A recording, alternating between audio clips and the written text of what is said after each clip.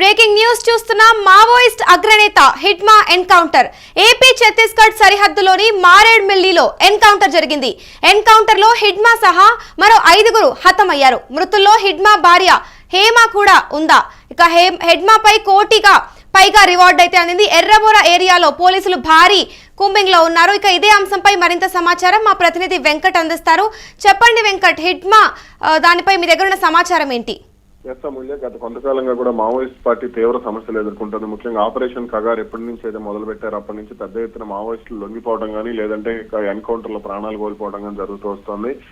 మార్చి 31, 2026 నాటికి మావోయిస్టు ఉద్యమాన్ని లేకుండా చేస్తాం, దేశంలో మావోయిస్ట్ అనే మాట వినపడకుండా చేస్తామంటూ కూడా కేంద్ర హోంమంత్రి అమిత్ షా పదే పదే చెప్తూ వస్తున్నారు. దానికి అనుగుణంగానే కేంద్ర భద్రతా బలగాలు పూర్తి స్థాయిలో మావోయిస్టులు ఛత్తీస్గఢ్, మహారాష్ట్ర, తెలంగాణ, ఒడిశాలో రాష్ట్రాల్లోని రాష్ట్రాల్లో ఉన్నటువంటి మావోయిస్టులను తుది అంతమొందించేందుకు పెద్ద ఎత్తున కూంబింగ్ ఆపరేషన్లు నిర్వహిస్తూ వస్తున్నాయి.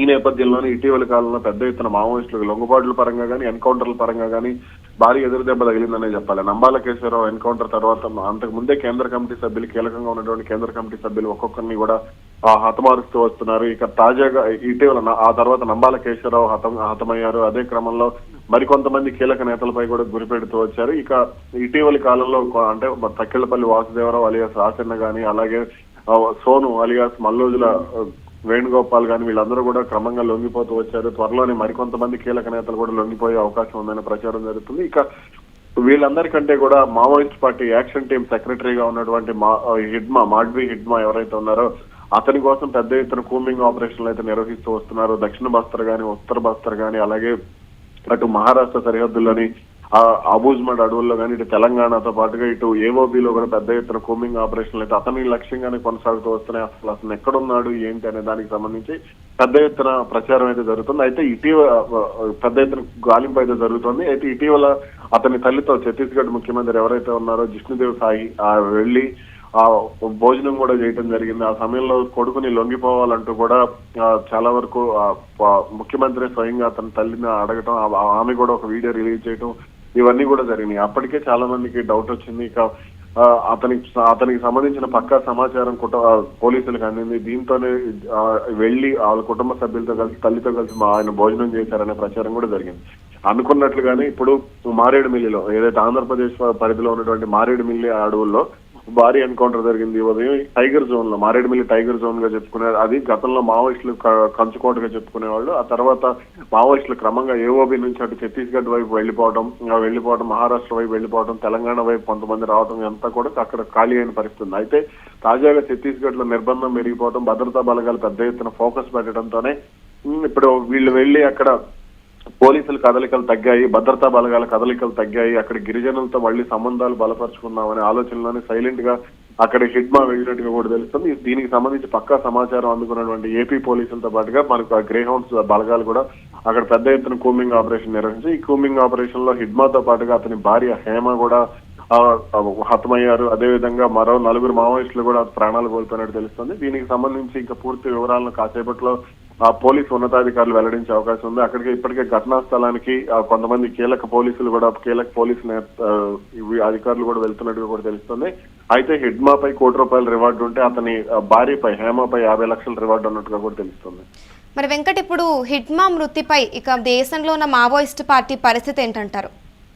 ఖచ్చితంగా మావోయిస్ట్ పార్టీ అంటే ఇక గతంలో ఉన్నంత యాక్టివ్ గా అయితే లేదు, ఉండకపోవచ్చు. 2018 నుంచి కూడా క్రమంగా మావోయిస్ట్ పార్టీ బలహీన పడుతూ వస్తుంది. కరోనా సమయంలో ఎదుర్కొన్న పరిస్థితులు కానీ, ఆ తర్వాత నుంచి ఆపరేషన్ కగార్, గతంలో ఆపరేషన్ గ్రీన్ హంట్ కానీ, అలాగే సల్వాజూడం వంటివి పెద్దగా మావోయిస్ట్ పార్టీని ఇబ్బంది పెట్టకపోయినా కానీ మావోయిస్టుల కంచుకోటగా ఉన్నటువంటి అబూజ్మడ్ కానీ, బస్తర్ అడవుల్లోకి పెద్ద ఎత్తున దక్షిణ బస్తర్, ఉత్తర బస్తర్, అలాగే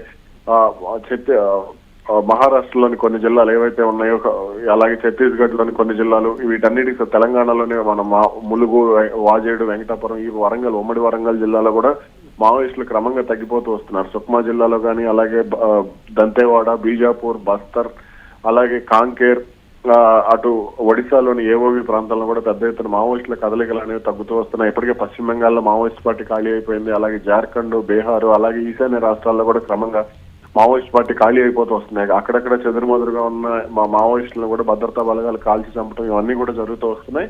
ఇక ఇప్పుడు హిడ్మా లాంటి అగ్రనేతను పోలీసులు కాల్చి చంపడంతో ఇక ఉద్యమం అనేది దాదాపు క్రమంగా కనుమరుగైపోయే అవకాశం ఉంది. ఇక మావోయిస్టులు ఎదురు దాడులు చేయలేని పరిస్థితి ఉంటుంది. ఎందుకు అనంటే యాక్షన్ టీమ్ సెక్రటరీగా గత కొంతకాలంగా చూసుకుంటే దాదాపు 10 ఏళ్ల నుంచి మావోయిస్టులు చేసినటువంటి దాడుల్లో హిడ్మా కీలక పాత్ర పోషించాడు.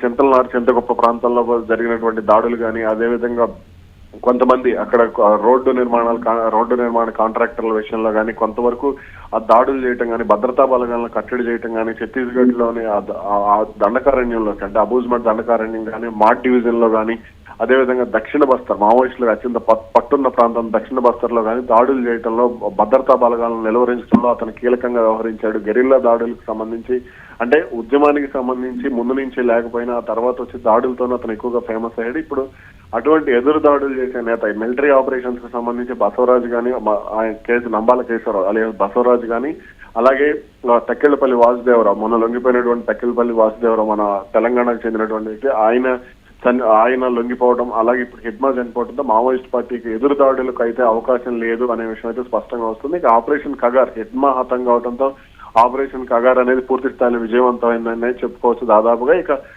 మావోయిస్టులు ఇక మిగిలిన ఇప్పటికే దాదాపు 4,000 మంది మావోయిస్టులు లొంగిపోయారు. ఆపరేషన్ కగార్ మొదలైన తర్వాత ఇక మరికొంతమంది మావోయిస్టులు కూడా పూర్తి స్థాయిలో లొంగిపోయే అవకాశాలే కనపడుతున్నాయి. ఎందుకంటే ఇక అడవుల్లో ఉండి పోరాడలేని పరిస్థితి ఉంది. అలాగే అటు రిక్రూట్మెంట్ కూడా భారీగా పడిపోయిన పరిస్థితి ఉంది. గిరిజనులు కూడా అంటే ప్రభుత్వాల నుంచి వస్తున్న పెన్షన్లు కానీ, లేదంటే ప్రభుత్వాల నుంచి వస్తున్న ఆర్థిక సహాయం కానీ తమకు అందటం లేదు. అదేవిధంగా తమ బిడ్డలకు ఉద్యోగ అవకాశాలు లేవనే ఆందోళనలో కూడా చాలా వరకు అక్కడ గిరిజనులు ఉన్నారు. అందుకే రిక్రూట్మెంట్ కూడా భారీగా పడిపోయింది.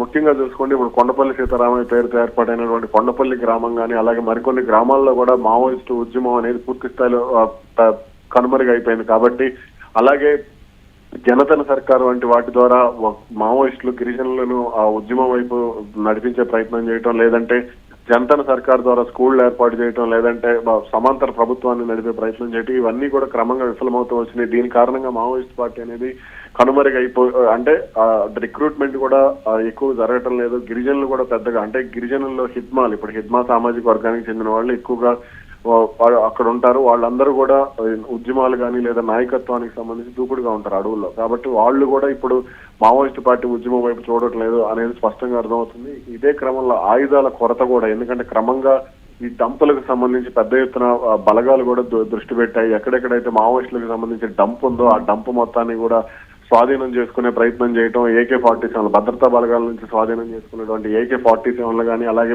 ప్రమాదకరమైనటువంటి మందు పాత్రలు, అదేవిధంగా వాళ్ళకి సంబంధించిన ఆర్థిక వనరులు ఏదైతే ఉన్నాయో బయట నుంచి కొంతమంది మావోయిస్టులకు ఆర్థిక సహాయం చేస్తున్నారు.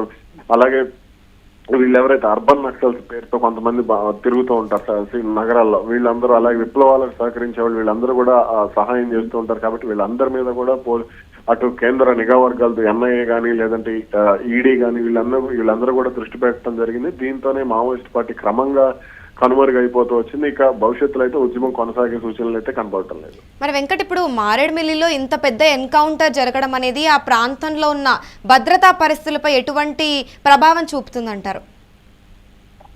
సాధారణంగా మారేడుమిల్లిలో మావోయిస్టులు అనేది మావోయిస్టుల కదలికలు అనేవి దాదాపుగా లేవనే చెప్పాలి. కానీ గత కొంతకాలంగా మావోయిస్టులు అంటే అక్కడ భద్రతా బలగాల నిఘా తక్కువగా ఉండటం, అదేవిధంగా అటు AOB విషయంలో కూడా పెద్దగా పోలీసులు ఈ మధ్యకాలంలో ఫోకస్ పెట్టిన పరిస్థితి లేదు. కేంద్ర బలగాలు కూడా ఛత్తీస్గఢ్ లోని 6 జిల్లాలు, ఇందాక నేను చెప్పినటువంటి 6 జిల్లాలు దంతేవాడ కానీ, బీజాపూర్ కానీ, బస్తర్ కానీ, కాంకేర్ కానీ, నారాయణపూర్ కానీ, ఇలా కొన్ని జిల్లాలు మహారాష్ట్ర సరిహద్దులు, అలాగే వరంగల్ జిల్లా కానీ, ఇవన్నీ కూడా ఉమ్మడి ఖమ్మం జిల్లా, వీటన్నిటి ప్రాంతాల్లోనే మావోయిస్టులు ఎక్కువగా భద్రతా బలగాలు ఎక్కువగా దృష్టి పెట్టినాయి.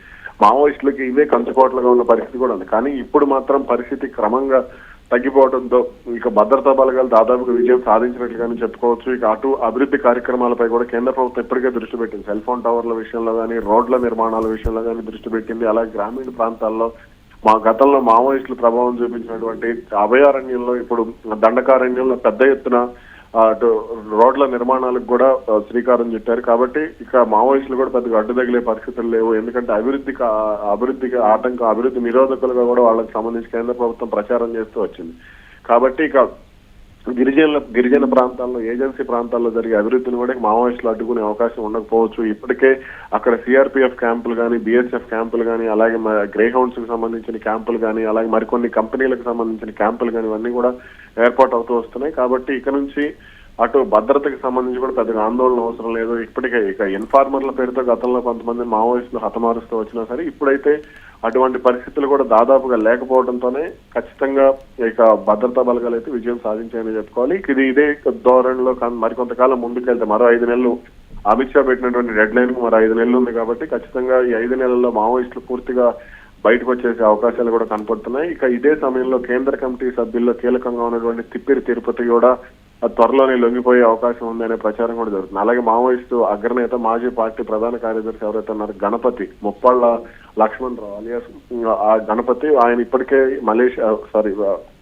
దేశం కూడా నేపాల్ మీదుగా ఫిలిప్పైన్స్ పారిపోయినట్లు కూడా చెప్తున్నారు. కాబట్టి ఇక నుంచి ఉద్యమం అయితే కీలకంగా ఉండకపోవచ్చు, దేశంపై అంత ప్రభావం కూడా చూపించకపోయే అవకాశాలే కనబడుతుంది. మరి ఇప్పుడు మృతుల్లో ఉన్నట్లు చెప్పబడ్డ ఛత్తీస్గఢ్ అగ్ర మావోయిస్ట్ నేతల వివరాలు ఏంటంటారు వెంకట్? హిడ్మా మాత్రమే ఇప్పటి వరకు కూడా హిడ్మా ఒక్కడే చనిపోయినట్టు, అంటే మిగిలిన వాళ్ళందరూ కూడా సాధారణ అతని దగ్గర ఉన్నటువంటి అతనికి సహకరించే కొంతమంది మావోయిస్టులనే చెప్తున్నారు. అతని భార్య హేమ, వీళ్ళిద్దరే కీలకంగా ఉన్నారు. అతనిపై 1 కోటి రివార్డు ఉంది, అలాగే ఆమెపై 50 లక్షల రివార్డు ఉంది. అసలు మావోయిస్టు పార్టీ ప్రభుత్వానికి అంత టార్గెట్ అవడం వెనుక కూడా ప్రధాన కారణం హిడ్మానే అనేది స్పష్టంగా చెప్పవచ్చు. ఎందుకంటే భద్రత సిఆర్పిఎఫ్ బలగాలను చంపే విషయంలో గతంలో మావోయిస్ట్ పార్టీ కొంత వెనకడుగు వేసింది. ఎందుకంటే బలిమెల రిజర్వాయర్ ఘటన తర్వాత మావోయిస్టులు అంత దూకుడుగా వెళ్ళలేదు. అయితే 2012లో మాత్రం కొంత చింతలనారు చింతకుప్ప ప్రాంతంలో భద్రతా బలగాలు సిఆర్పిఎఫ్ బలగాలను దాదాపు 72 మందిని హతమార్చిన పరిస్థితుంది. అయితే ఆ తర్వాత నుంచి కూడా మావోయిస్ట్ పార్టీ క్రమంగా దాడులకు సంబంధించి గెరిల్లా దాడులకు సంబంధించి అంబుష్ దాడులకు సంబంధించి కొంత వెనకడుగు వేస్తూ వచ్చింది. కానీ ఇప్పుడు ఏదైతే 2018లో 22 మంది పోలీసులను చుట్టూ అంటే యు ఆకారంలో ఏర్పడి హిడ్మా నాయకత్వంలో మహిళా మావోయిస్టులు చంపడం అవన్నీ కూడా అప్పట్లో సంచలనం. ఇటీవల మధ్యప్రదేశ్ లో లొంగిపోయినటువంటి సునీత అనే మావోయిస్ట్ కూడా ఆ దాడిలో కీలకంగా వ్యవహరించినట్టు కూడా చెప్పారు. కాబట్టి ఇంకా ఇప్పుడు అంటే ఉద్యమం అనేది ఇతని కారణంగానే బలహీన పడింది అనేది చాలా మంది కీలక నేతల ఆవేదన కూడా. అంటే అటు మల్లోజుల వేణుగోపాల్ గాని, ఆ తర్వాత తక్కిళ్ళపల్లి వాసుదేవరావు గాని, అలాగే ఇటీవల లొంగిపోయినటువంటి బండి ప్రకాష్ గాని, అలాగే జంపన్న, ఇలా కొంతమంది కీలక నేతలు ఎవరైతే ఉన్నారో వీళ్ళందరూ కూడా, చంద్రన్న గాని, వీళ్ళందరూ కూడా హిడ్మా విషయంలోనే కొంత వ్యతిరేకంగా ఉన్నారు. వాళ్ళు అసలు బయటికి రావడానికి ఉద్యమం ముందుకు వెళ్ళటం లేదు. ప్రజాస్వామ్య పద్ధతిలో కొంత మావోయిస్టులు కూడా అంటే తమకు ప్రజాదరణ ఈ దాడుల కారణంగానే తగ్గుతూ వచ్చింది. ఇన్ఫార్మర్లను చంపే విషయంలో కూడా హిడ్మా ఏకపక్షంగా వ్యవహరిస్తున్నాడు అనేది కూడా కొంత ఆవేదన అయితే వాళ్ళలో ఉంది. అందుకే చాలా మంది బయటకు వచ్చినట్టుగా కూడా చెప్తున్నారు. అయితే ఇప్పుడు మాత్రం ఇక మరి తమ పార్టీ పునర్నిర్మాణం పైన దృష్టి పెడతామంటూ కూడా మావోయిస్ట్ అగ్రనేతలు పదే చెప్తూ వస్తున్నారు. ఇటీవల కాలంలో మావోయిస్ట్ అధికార ప్రతినిధి జగన్ పేరుతో విడుదలైనటువంటి లేఖలో కూడా ఇదే అంశాలను చెప్తూ వచ్చారు. కాబట్టి ఇప్పుడు ఇవన్నీ కూడా మరి ఏ విధంగా ముందుకు వెళ్తాయి ఏంటి అంటే ఇక లొంగిపోతారా లేదంటే కొంతకాలం పాటు కాల్పుల విరమణ, ఇప్పుడు మన తెలంగాణ రాష్ట్ర కమిటీ చూస్తే వాళ్ళ కాల్పుల విరమణ మరో 6 నెలల పాటు పొడిగించిన పరిస్థితి ఉంది. తెలంగాణ ప్రభుత్వం కూడా ఆపరేషన్ కగార్ విషయంలో వ్యతిరేకంగా ఉండటం, మావోయిస్టులతో చర్చలు జరపాలనే డిమాండ్లు ఉండటంతో కాస్త కాల్పుల విరమణ అనేది పొడిగిస్తూ వస్తున్నారు. కాబట్టి ఇక ఇప్పుడైతే మావోయిస్ట్ పార్టీ మళ్ళీ కోలుకోవడానికి అవకాశం లేదు. ఎందుకంటే భవిష్యత్తులో కూడా వాళ్ళకి దండకారణ్యం ఎప్పుడైతే కొండపల్లి సీతారామ పీపుల్స్ వారు ఉద్యమాన్ని స్థాపించారో అప్పుడు దండకారణ్యాన్ని తమ గమ్యస్థానంగా ఆయన అప్పట్లో నిర్ణయించారు. దీంతో ఆయన మీద అక్కడ అభిమానంతో కొండపల్లి అనే గ్రామం కూడా ఒకటి ఏర్పాటైంది.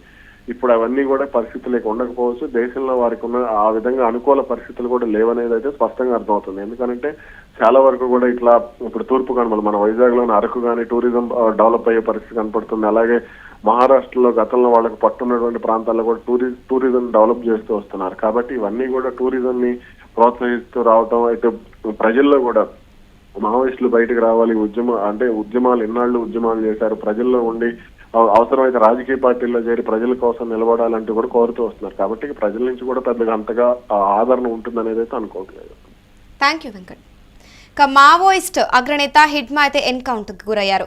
ఏపీ ఛత్తీస్గఢ్ సరిహద్దులోని మారేడుమిల్లిలో ఎన్కౌంటర్ జరిగింది. ఎన్కౌంటర్లో హిడ్మా సహా మరో 5గురు అయితే హతమయ్యారు. మృతుల్లో హిడ్మా భార్య కూడా ఉన్నారని తెలుస్తోంది. ఇక హిడ్మాపై 1 కోటికి పైగానే రివార్డ్ అయితే ఉందని తెలుస్తుంది. ఒకసారి డీటెయిల్స్ చూసినట్లయితే ఇటీవలే పార్టీలోని కీలక నేతలైతే లొంగిపోయారు. ఆపరేషన్ కగార్ చేపట్టిన కేంద్రం మావోయిస్టులు ప్రతిపాదించిన కాల్పుల విరమణ చర్చలను తిప్పికొట్టింది. ఇక మావోయిస్టులతో చర్చలు లేవని, వారు ఆయుధాలు వదిలి జనజీవన స్రవంతిలోకి రావాలని తెగిసి చెప్పింది. ఇక 2026 మార్చిలోగా మావోయిస్టులను అంతం చేస్తామని ప్రతిజ్ఞ చేసింది కేంద్రం. ఇక ఆ దిశగానే చర్యలు ముమ్మరం చేసింది. ఆ నేపథ్యంలో తాజాగా భద్రతా దళాలు ఆంధ్రప్రదేశ్ సరిహద్దుల్లోని భారీ యాంటీ నక్సల్ ఆపరేషన్ చేపట్టాయి. ఈ సందర్భంగా జరిగిన ఎన్కౌంటర్లో మావోయిస్ట్ అగ్రనేత హిడ్మా హతమైనట్లు తెలుస్తోంది. ఆయనతో పాటు మరో 5 మావోయిస్టులు మృతి చెందినట్లుగా సమాచారం.